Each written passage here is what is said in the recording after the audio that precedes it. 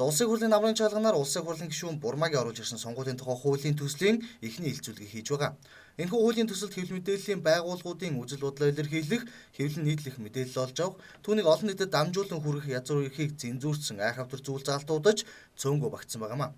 За нэгэсэндээ хууль санаачлагчид сонгуулийн хуулиараа дамжуулан улс төрчдийн ч хэвлэл мэдээллийнхний ч олон нийтийн ч мэдэх мэдүүлэх эрхэнд бүдүүлгээр халдаж байгаа явдал юм.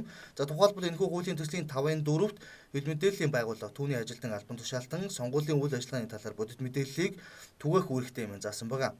За энэ сонгуулийн үеэр болж үйл явдлыг олон нийтэд мэдээлэх үүргийг хэвлэл мэдээллийн байгууллагуудад шууд үүрэгдчихсэн гэдэгтээ агаар нэг ойлголт.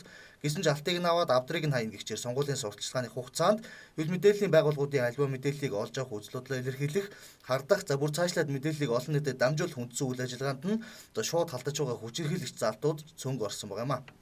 За тухайлбал энэхүү хуулийн 71-12-т нам ивслийн дарга түншлэн нэр дэвшигч нь сонгуулийн сурталчилгаа эхэлсэн өдрөөс хойш санал хурааж дуустал сонгуулийн сурталчилгааны бус бие даасан нэвтрүүлэх хөтөлбөр ярилцлагад орохыг хориглох үгөөс сонгуулийн сурталчилгаа эхлэхээс өмнө хийгдсэн аливаа нэвтрүүлэх хөтөлбөр ярилцлагын нэвтрүүлэх нийтлэхийг мөн хориглоно гэсэн залт байгаамаа. За нэгэсэндээ аливаа нам улс төрчидтэй холбоотой сонгуулийн сурталчилгаанаас бусад мэдээллийг олон нийтэд хүргэхийг хориглосон цаашлаад хэвлэлийнхний хэлийг чимхээд авсан айхавтар бүдүүлэх залтууд хууль санаачлагчид хуулийн төсөлтөд санаатаагаар оруулж ирээд хэвлэл мэдээллийг бойкотлж байгаа хэрэг юм. За түүнчлэн сонгуулийн сурталчилгааны хугацаанд аливаа улс төрч нам ивслийн сурталчилгааны материалыг телевиз, радиогийн эфирээр өдөрт 1 цагаас дээшгүйгээр нэвтрүүлэхийг хориглосон залт байгаа юм.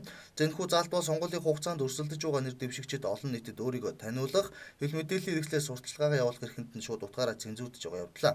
За сонгуульд өрсөлдөж байгаа нэр дэвшигчдийн талаар олон нийт буюу сонгогчдод за мэдих эрхийг нь хааж воож байгаа хэрэг гэж хэлчихэд сонгуулийн үеэр нийтдээ 1000 гаруй нэр дэвшигч зүгээр их хурлын хувьд ярих юм бол 1000 гаруй нэр дэвшигч нэр дэвшдэг. За энэ хэмжээгээр хүн бүр нэр дэвшиж байгаа хүн бүр ард иргэддээ сонгогч бүрт өөрийн талаар мэдээлэл нам хөдөлгөөнүүд бас тухайн мэдээлэл өргөх шаардлага байдаг.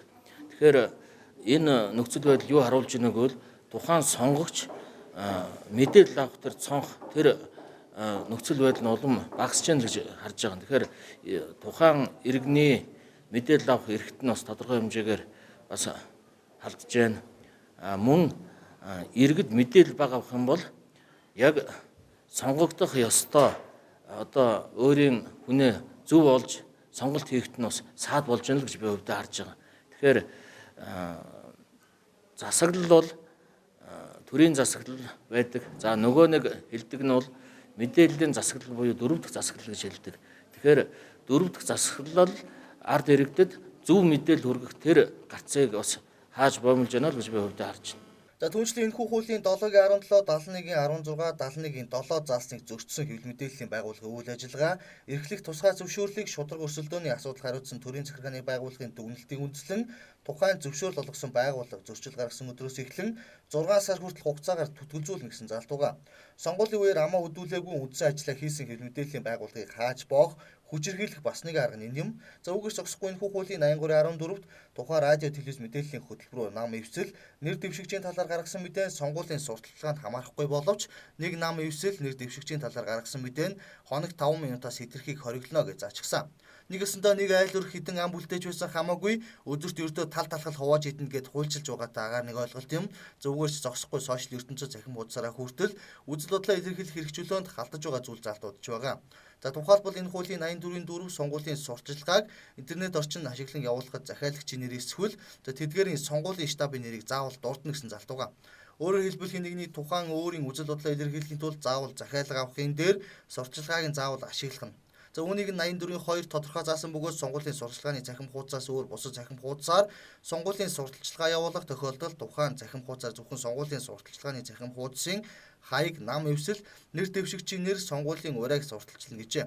За энэ бүхнийг биелүүлэхгүй бол 84-ийн 7 зааснаар энэ хуулийн 84-ийн 4 заасныг зөрчсөн хэвлэл мэдээллийн байгууллагын ажилтан аливаа этгээдийг олж тогтоох боломжгүй бол харилцаа холбооны зохицуулахороо тухайн захим хуудасны Монгол улсаас хандах хандлтыг сонгуулийн санал хураалтын хугацаа дуустал хязгаарлана гэх залтыг хэрэгжүүлэх юм а. Дэлхийн нийтийн хөгжлөөс ухарч хааж боосон бойкотлсон хэвлэлийн зэрэгний мэдих эрхийг нэр дэвшигчийн өөрийгөө таниулах эрхийг нь хязгаарласан дээрх залтуудыг хууль санаачлагчид баталгаараа улаарч балаар нь зүтгүүлсээр байгаа нь харамсалтай юм а.